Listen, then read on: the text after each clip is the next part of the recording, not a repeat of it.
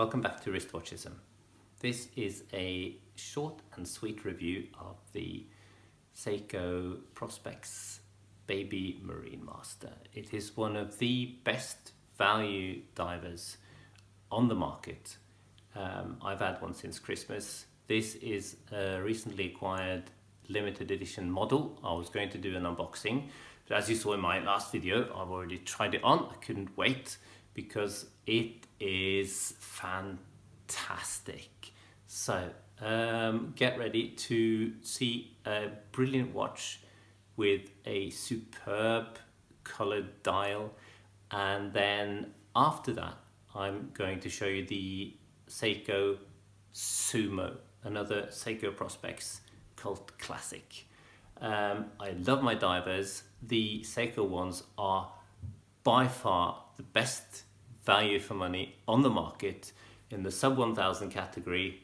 The new models, especially the LX models, are in a much higher price category, but all of them, the entire range, the casework, dial work, the loom, the quality of the movements are right up there with the Swiss manufacturers and are superb value for money. So subscribe, keep watching, and I'll see you next time.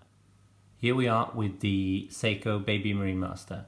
This is the SBDC 065, which is a special edition based on the SBDC 061 063 that came out in 2017. It's not a pitch perfect recreation, but it's meant as an homage to the historic high beat 6159 diver, and great success for Seiko. It's quite similar in look to the Marinemaster, but thinner in profile. I'm going to get back to some close-up shots, so I can start here by telling you about the bracelet. It's a superb bracelet, solid stainless steel links, polished in between the links, polished on the outside. It's got a good diver's clasp with extension and micro adjustments. It's got both the case and the bracelet is DiaShield treated, which is Seiko's anti-scratch treatment, which actually works very well both on their stainless steel watches and their titanium watches. It does give the steel a slightly darker tinge. Just look at that blue dial. This is a gradient blue dial, which is basically lighter in the middle and then darker towards the edges, which is vertical gradient compared to the horizontal, which is more normal. I'll show you outside in the sunlight. Look at it. It comes also, because it's a special edition, it comes in the box with the stainless steel bracelet and also this superb, super soft Seiko silicone diver strap in blue with the stainless steel keeper. Works really well with the blue color on the dial. And yeah, there you go. There's the watch. I show you the blue dial in the sunlight there. And you have the specs up there on the right side. And then I'm going to come back with some close-up shots and a wrist shot. So we have Seiko's 44mm case with vintage clues that wears smaller. You have that fantastic gradient blue dial with applied indices, with superb legibility, the best loom in the business, in-house movement. What more can you want?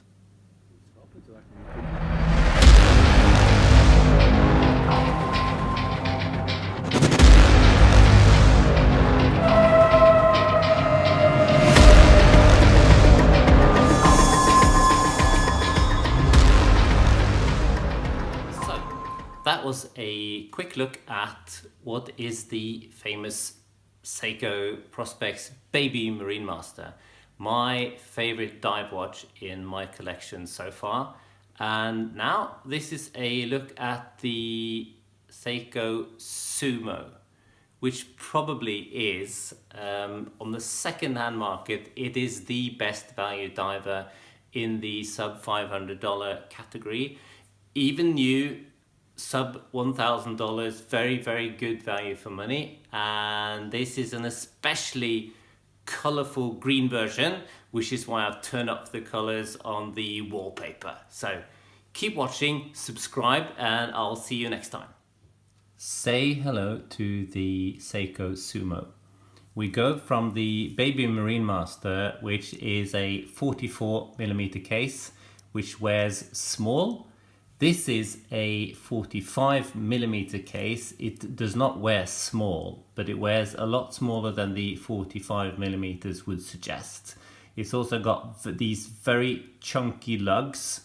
I'm not going to bother with the reference number on this Sumo because, you know, they started with a black version, a blue version, and they have quite a few special editions out. So just look for Sumo, which is the name that was adapted by the watch community, because it's fat and chunky. It's got a fantastic bright green jade dial. It is 45mm. I've got puny wrists of about 7.5 inch.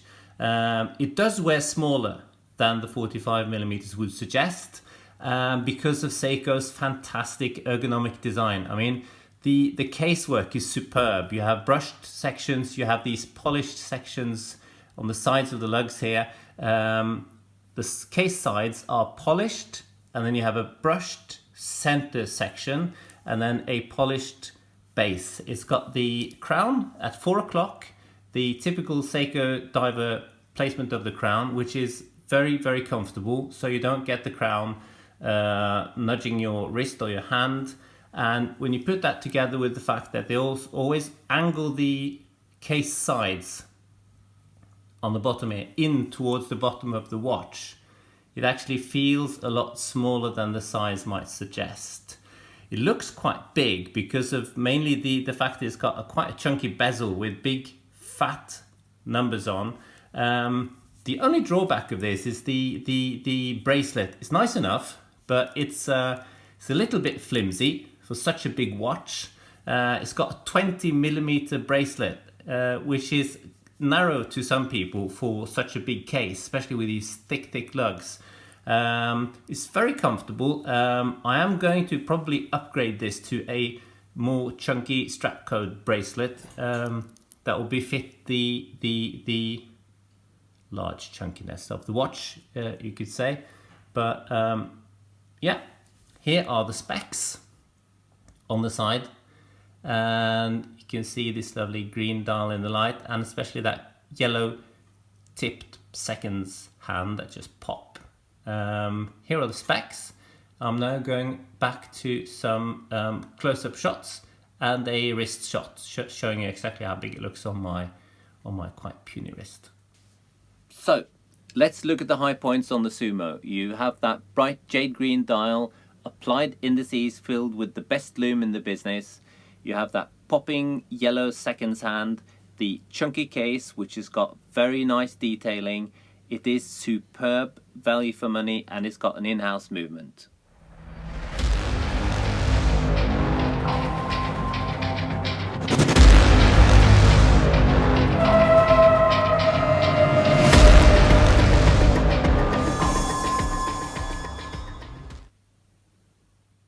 So to finish off, these are the two watches side by side.